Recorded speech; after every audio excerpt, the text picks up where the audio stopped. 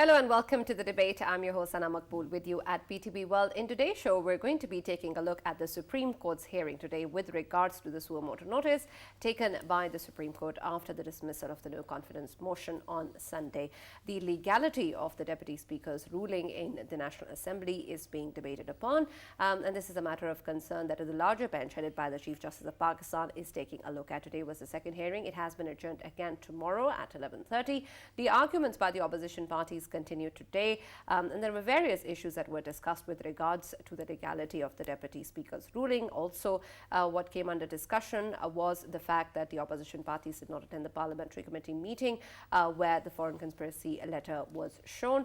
Also among the agenda points of discussion was the fact that a debate was not held on the no confidence motion before its dismissal as well. We'll see how that actually plays out in the case, and then of course whether or not the Deputy Speaker had the prerogative to dismiss the no confidence motion, and then what is really the status of the assemblies as we stand today, and what is going to be the future course of action, and whether or not there is a time frame that the court is bound by, because at the moment what we hear from the Supreme Court is that they want to come out with a verdict as soon as possible, because of course the political situation of the country depends upon it. And then in the meantime, we also of course look at the situation of the political parties in the country, their current narratives, and whether or not the country is moving towards early elections. We'll take a look at all of these issues in today's first segment. At the end, as of yesterday, we also will be taking a look at the nomination and the appointment of the Chief of Army Staff in India with regards to who it is going to be. Earlier, we had a lot of discussions who it's going to be after the demise of Bipin Rawat in December last year.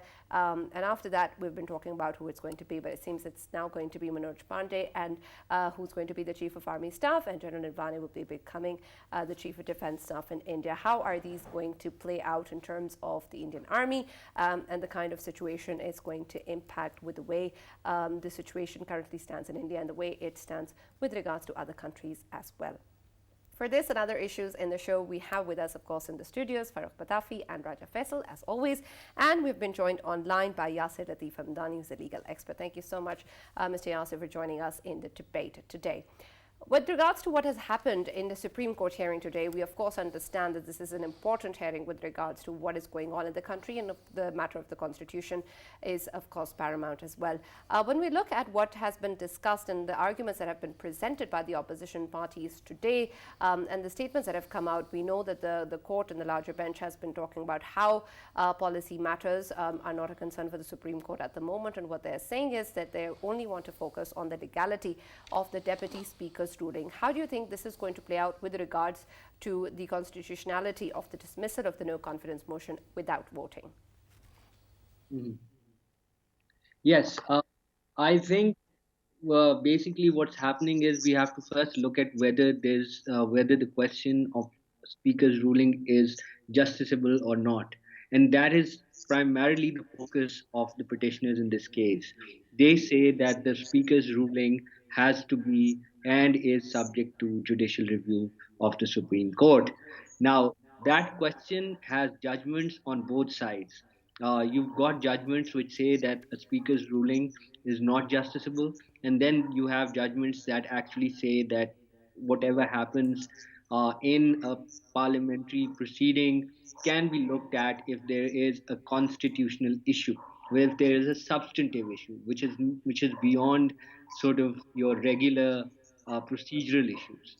So that is what the Supreme Court is at this moment looking at. And I feel that as far as the constitutional question goes, the fact that there was a ruling made on Article 5, that itself, if you think about it, is a judicial function. The interpretation of Article 5 is a judicial function. So, in my opinion, it is going to be very interesting, but I think for the court, it should be easy getting on with the, sort of striking down the speaker's ruling. I would imagine that would be the best course of action for the court as well as the country. Right. So, in your opinion, have we narrowed it down to the fact that this is a matter that comes under the jurisdiction of the Supreme Court, since it is a matter of the Constitution and not just a procedural matter in which we understand that the Speaker is protected by Article 69? Yes, I believe so. I believe that this is the question. It's a substantive question. It's no. It was not merely a question of procedure. As a matter of fact, it wasn't a question of procedure. What the speaker did was he interpreted Article 5 of the Constitution. That is not, as far as the procedure goes. That's not a procedural issue. Secondly, if you think about it, wherever, and this is there's a plethora of judgments that talks about all over the world, talks about the difference between internal proceedings and proceedings that are subject to judicial review. The very fact that an act of parliament can be challenged in a court of law on the basis, on the touchstone of fundamental rights itself speaks volumes that you can have judicial review of proceedings of the parliament so long as they affect the rights of people outside the parliament. In this case, the very fact that the government of the day has lost confidence not just of the members, but also has lost confidence, according to the polls, etc., has lost confidence of the people. So, in that case, this is a question that the Supreme Court should look into, in my opinion. Right. Barrister Andani, let us square a circle. Let me seek your help in doing that. On one side, as you have pointed out, it is quite a substantial matter, right, concerning the Constitution and Constitution's interpretation. On the other side, we keep on expecting, or perhaps this is the expectation built up by the media, that the judgment will come soon, or perhaps a provisional verdict will come soon. So, how do you actually reconcile the timelines of the two? Because on one side are the constitutional substantive questions, on the other side, time is of the essence.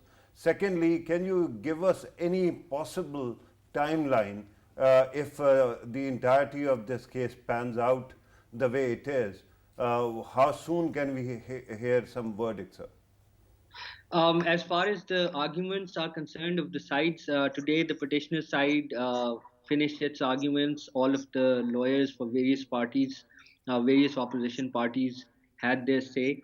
Now tomorrow it's going to be the PTI Council, and which is Mr. Babar Awan, and then you're going to have Naeem Bukhari representing the Deputy Speaker and the Speaker for that matter. And then after those arguments are at an end, you would have the Attorney General come up with his arguments the day after. So essentially, the entire case should be done in the next 2 days. But the real question, really, which comes up, is whether or not the Supreme Court is going to take its time adjudicating the matter, because this is a very sensitive constitutional issue. Whatever is decided in this particular case will have or will apply to all future rulings of speakers' rulings, chair rulings, whether in the Senate or the National Assembly. So I think this is going to, but if you look at it, the timeline that you're talking about, the timeline is any time before the caretaker government is finalized. I Yeah, think, barrister. so, yeah, go ahead. Yeah, Barrister Yasser, as you've just mentioned earlier, that the government would be assessed, obviously it will be assessed by the courts, that through the confidence of the people, it will be assessed through the confidence of the people, whether they have lost the confidence of the people. I just wanted to know, would it be, how would they assess that confidence? Would it be assessed through the obviously few of the PTI members who crossed over to the opposition side? Would that be taken in account, or would it be accounted through the people who are coming out on the calls of the current government, I mean former government? Well, obviously, the as far as the public pressure is concerned, that is something that the courts do not take into account and should not take into account. But as far as the other question, the question of defectors, as it were, is concerned, the court is also hearing simultaneously the 63A case, which is about the status of defectors after they defect, or the floor crossing, as it were. So the government would, or the in this case, the government would be making a case on twofold. One, that the speaker's ruling is sacrosanct and cannot be tested in judicial review, and secondly, that the defectors are disqualified, and therefore the whole issue of the vote of no confidence did not exist. In Can on we, both can cases, we, Barrister Saab, can we expect two different outcomes in the two cases that you mentioned? Or they are going to be in sync? I think it is going to be the outcomes are going to be definitive, and they're going to be for many decades to come. There will be the precedents, the judgments in field, but I don't know how far the court would actually go to overturn the speaker's ruling. I mean, that's something that is up in the air. That's on something court only court knows. But as far as I think, we are going to be at some point when the interim government comes in, we're going to have a very different situation, and it would be interesting to see how the court decides the matter. But till then, Right. I am pretty sure that they would come up with a definitive judgment. Right. Yasir Saab, earlier you said that the timeline depended on when the caretaker government is finalized at the moment. But of course, the dissolution of the National Assembly is also a matter which is subject to the Supreme Court's decision as well. Isn't the finalization of the caretaker government also subject to that verdict as well? So how are we going to define the timeline according to something that itself is subject to the court's decision? Yes, that is very interesting. But I think if you look at Benazir Bhutto case of 1990, what happened in that case particularly was that the court ultimately did come to the conclusion that there was a problem with the dismissal.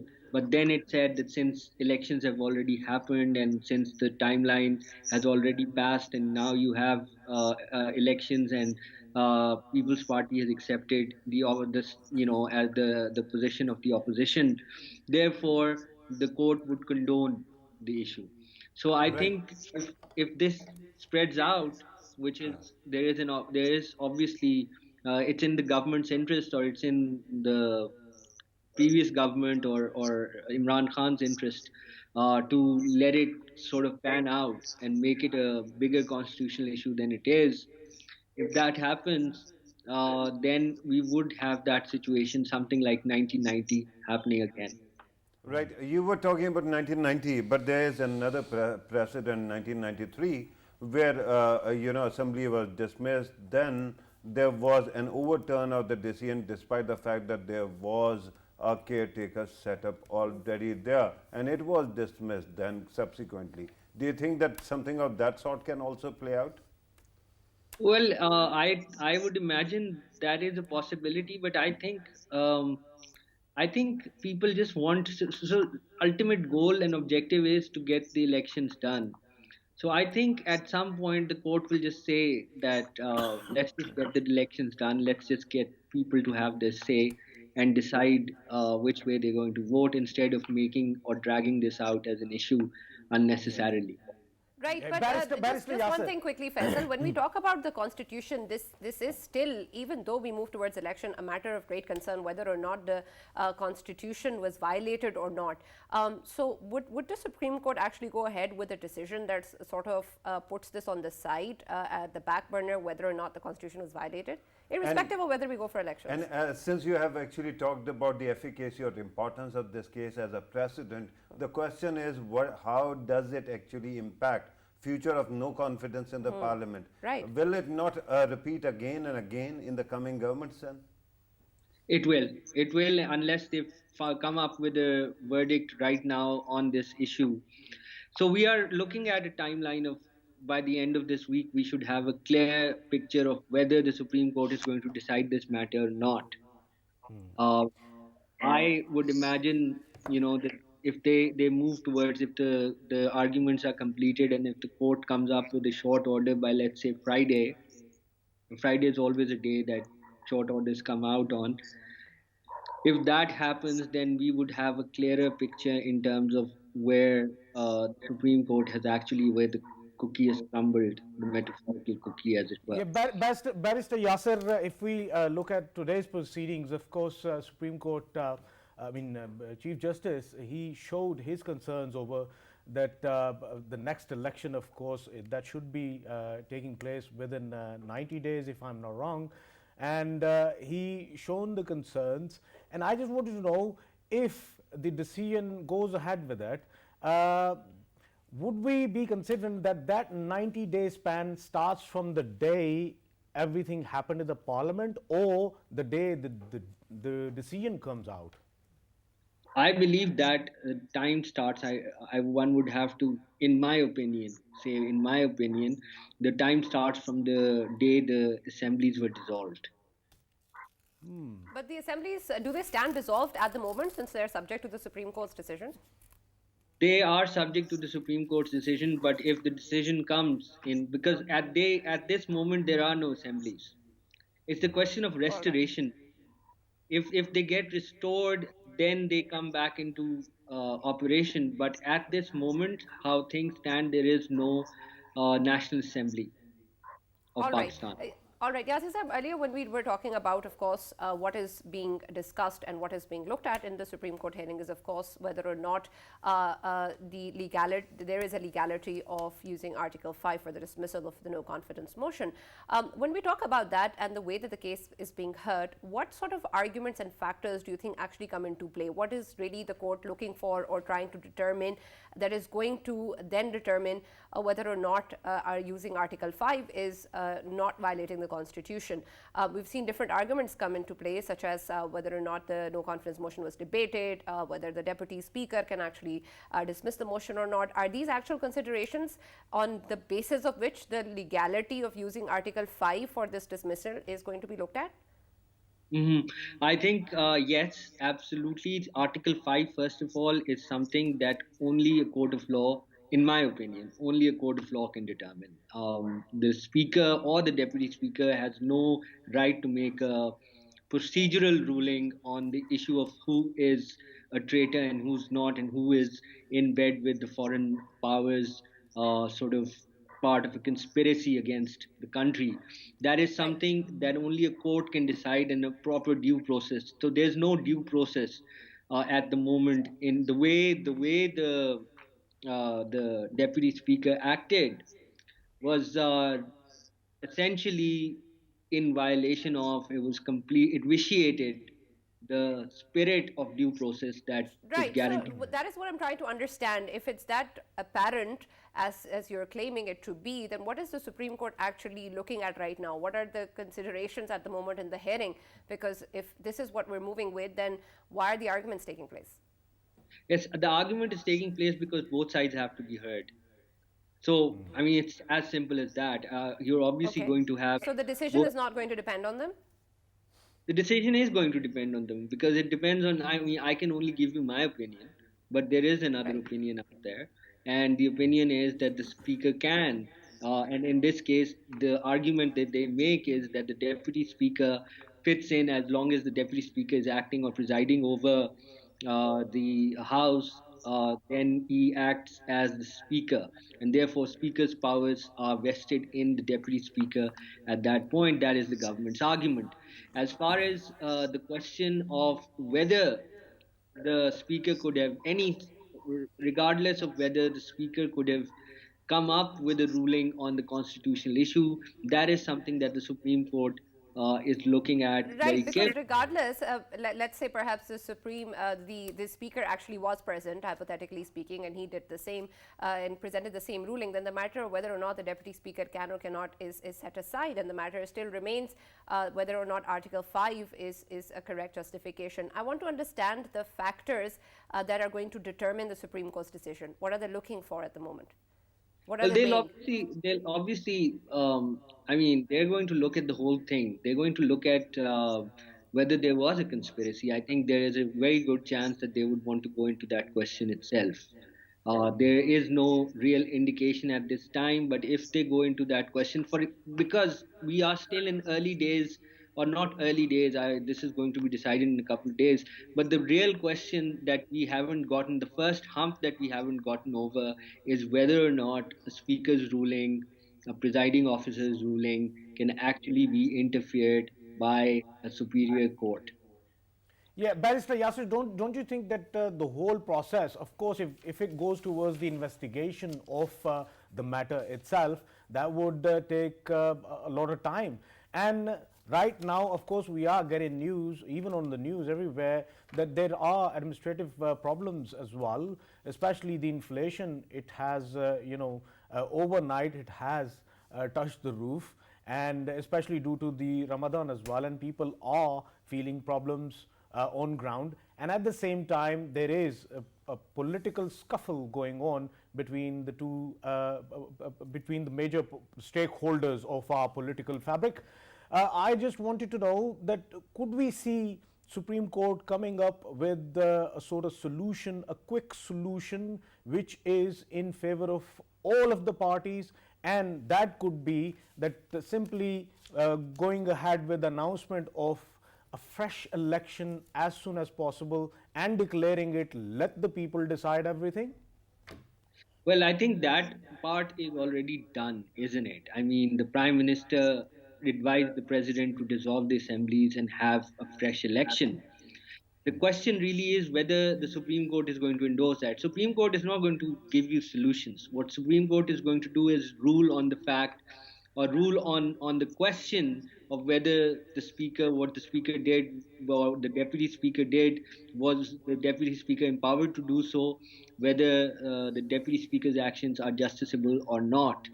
So the Supreme Court is going to stay very narrow on that. It's going to address not a political question, it is going to address what is a purely constitutional and legal question. Yeah. So, in terms of there being efficacious, quick decision, I think we'll find out by Friday if that is the way Supreme Court is going. Then Supreme Court will find the decision, sooner than later.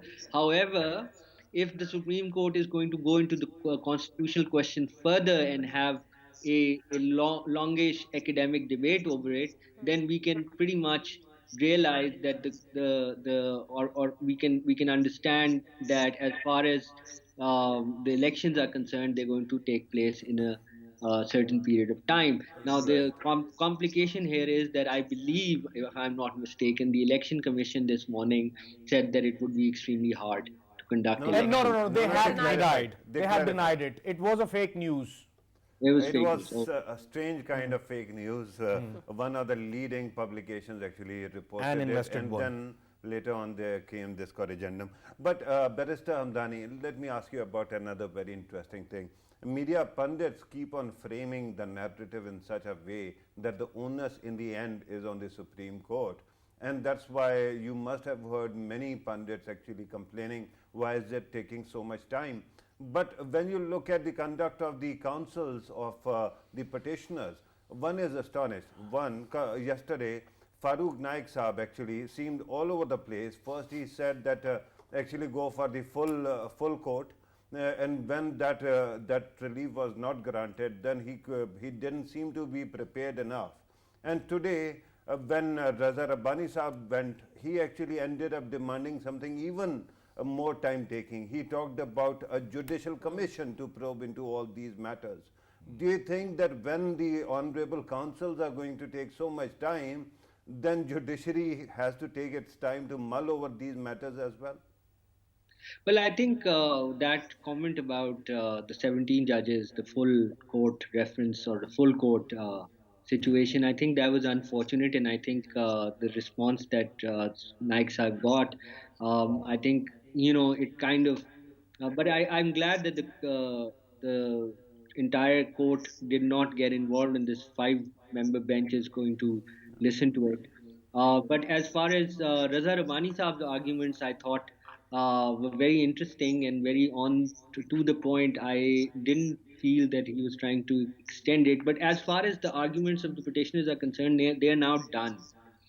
Yeah. All of the petitioners have argued, and everybody's had their, 20, 10, 15 minutes. Whoever's taken, there's some who've taken 15 minutes, some who've taken 5 minutes. So everybody's done. Now it's the Right. question of how long the government will prolong it. Right. The way today media was reporting, there was something that caught my eye. regarding a lady who was presenting the case that the said bureaucrat or diplomat should be called back and he should actually present his case in front of the court. I didn't quite catch who was she representing. Did you actually notice who she was representing, because the media was not very clear? Yeah, she was not representing anyone. She had come in as a member of the public, and Okay. she was representing herself. And that Okay. is why the court refused to hear her. All What right. she wanted, what she was saying was that the diplomat should be diplomat should be called in and asked about the so-called letter, as it were, the diplomatic cable or whatever. Right. Thank you so much, Yasir Latif Hamdani, for joining us and being a part of the debate and of our discussion as well with regards to the Supreme Court hearing and, of course, the political future of the country as well. When we talk about, of course, what is going on with regards to this hearing and the future of the political situation, there's so much that is still underway, and we'll get to know more hopefully tomorrow when the Supreme Court resumes its hearing at 11:30 in the morning, and we'll have more to talk about in the evening as well. Right now, we're also going to take a look at a situation in India with regards to the new Chief of Army Staff. Mr. Manoj Pandey is expected to be the new Chief of Army Staff, with General Nirvane becoming the new Chief of Defence Staff after the passing of the previous one in December last year. This is something that we've talked about many times in our show and yesterday as well. Faisal, you gave us an understanding of why Manoj Pandey is being selected, but with regards to how this is going to actually impact the situation in the Indian Army and then in the political scenario of the country, how do you think moving forward, is this going to be something that is going to become a problem for both India and its foreign policy? Yes, Sana, first of all, let me tell you, Manoj will be replacing Manoj. Of course, I'm talking about Manoj Narwane. He will be replaced by Manoj Pandey, as Farrukh Bhai always calls him Pandey. So No, for a second I thought that you are on the first name basis with him. Right. Okay, go ahead. yeah. So this Lieutenant General Manoj Pandey he used to be, and he is someone who always was considered as a very good officer of the Engineers Corps. And when it comes to obviously engineers, he was excellent on that. But traditionally, obviously we know that subcontinental forces, from the Engineers Corps, the officers, they maximum they reach to is the Lieutenant General level, and sometimes they are not even given a corps to command. But Manoj Pandey, he's been given corps twice, and especially the most important one, I'm talking about the Eastern Corps, that is with China. And the one reason they say that, oh, there were a few infrastructure improvements which were needed to be done, and that's why we had him placed there, which he did work there as well. And then later on, of course, they promoted him to Vice Chief of Army Staff. We remember we talked about in February, we talked about General Joshi and General Mohanty as well, who were two seniors of General Manoj Pandey. And then what happened, both of them, they were obviously sent home, they got retired, and they placed him to become Vice Chief of Army Staff at that time. Since then, he was Vice Chief of Army Staff. And now, when obviously Manoj Narwane, General Manoj Narwane, when he will be going ahead, it is not clear yet that he's going to be CDS or not, but it has been announced that Manoj Pandey will be becoming the next chief, the one we have been talking about since December. Right. And a very important thing I want to highlight here, I am not going to say that he is part of RSS, but I just want to highlight once more that he hails from Nagpur. And in recent times, what we saw, that the biggest decisions of India are being made in Nagpur, because RSS headquarter is in Nagpur. Right. Farrukh, is that really the reason why we're seeing Pandey becoming the new Chief of Army Staff, or is it because there is no other option, or is it because he is the senior most? Are we following the procedures of the Indian Army, or is it what Faisal is saying it is? Right. First of all, let me just qualify one bit, and that is that although I'm going to pull apart certain points that were made by our dear friend Faisal here. Let me also concede that his prediction, his dark Right, came prediction, true. his dark prediction is coming true, Right. and Manoj Pandey is becoming the army chief, right? He should be thankful to me. Yeah. You have been actually conversing for him constantly, and that is your credit. But regarding his commanding the Eastern Command,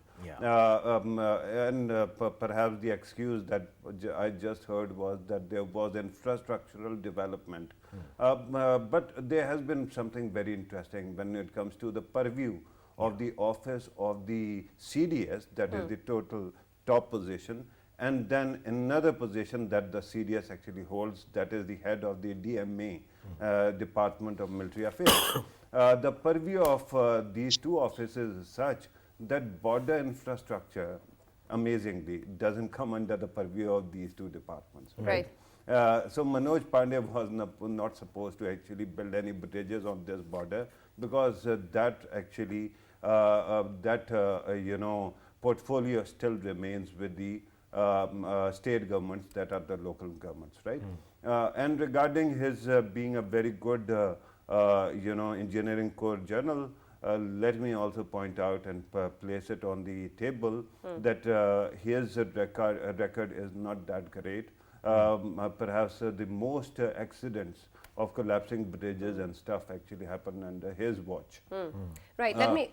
Yes. Yeah, please. Complete your thought. No. Let me also welcome in the debate our guest, Colonel Retired Shalinder Singh, who's an Indian Army veteran, and we'd love to hear from him as well. Thank you very much for joining us in the debate. Can you hear me? Right, Mr. Thank Shalinder you. Singh, can you hear me? All right, great. When we talk about, of course, Manoj Pandey becoming the new Chief of Army Staff, we've discussed whether or not this means a good thing for the Indian Army, and then, of course, India in general as well, with regards to the situation that currently exists. How do you look at this particular development with regards to Pandey becoming the new Chief of Army Staff? Is it going to be something that is going to help or facilitate the growth of the Indian Army? Oh, I'll come to that. But you'll have to give me 10 more extra seconds, because somebody was referring that most of the bridges collapsed under his watch. I hope that gentleman is aware that this gentleman, General Pandey, is a general cadre officer. He doesn't look after engineers anymore. He has become general cadre from a brigadier. So you are not part of that engineer corps anymore. So please be well educated, be very well responsible when you make any statement, that too, which is to affect the office of future chief. Now coming to your question, General Pandey is an outstanding officer, a sapper officer. Becoming a chief is going to be history. Let me tell you that. That means what? That means he is more than deserving for that post. He is the chief. He is the senior most army commander in a way. And line for becoming the chief is absolutely valid. There's nothing wrong in it. But coming to the benefits, let me tell you one thing. It is a known fact that we respect engineer officers, the sapper officers, are very well educated, very well versed with the system, contracts, in every damn. So I believe that General Pandey with him will bring in something new. He's not only expert on counterinsurgency and insurgency as such, but he's also going to be an exceptionally gifted administrator of the army, where he will be able Colonel Singh, earlier, since you were responding to my statement, let me just qualify that before you joined in, there was a statement made that he was made the commander of the Eastern Command, or the corps commander there, because of his engineering credentials. So I was reacting to that. I was not actually responding to his role as a general commanding, right? So the two don't have anything to do with each other. Sir, please allow me to educate one and everybody very impartially. Very, very impartially. A corps commander cannot have a say in the Eastern Command Army commander getting appointment. Number two, no corps commander can dare afford to make a comment against an army commander the way you are saying. It may be possible in other armies world over, but definitely not in Indian Army. We respect our authority more than anything. It's a Yeah. Bible for us. It's a Yeah, Karol religion for Singh, us. nobody is So asking you to condemn him. My humble submission is we as Pakistani any bad citizens thing, put but up with your your media's friend, commentary on our armies. So we mission will on also tolerate what I our was saying, sir. it shows a lot of ignorance on the part of somebody like you, from whom I was expecting that, okay, we can have a discussion, we can criticize, we can evaluate any damn thing. How can Indian Army Corps commander start commenting on the appointment of an Eastern Army commander? Impossible. He can't even do Colonel it in his Shilendra, dream.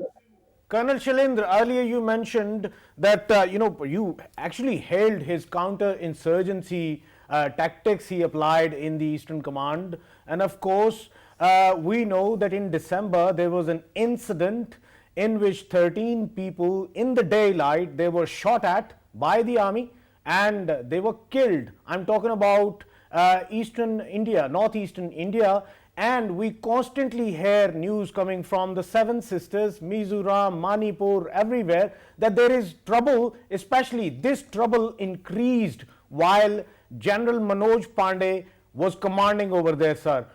Do you agree with me? And if you do, being an officer as you are, and the one who have been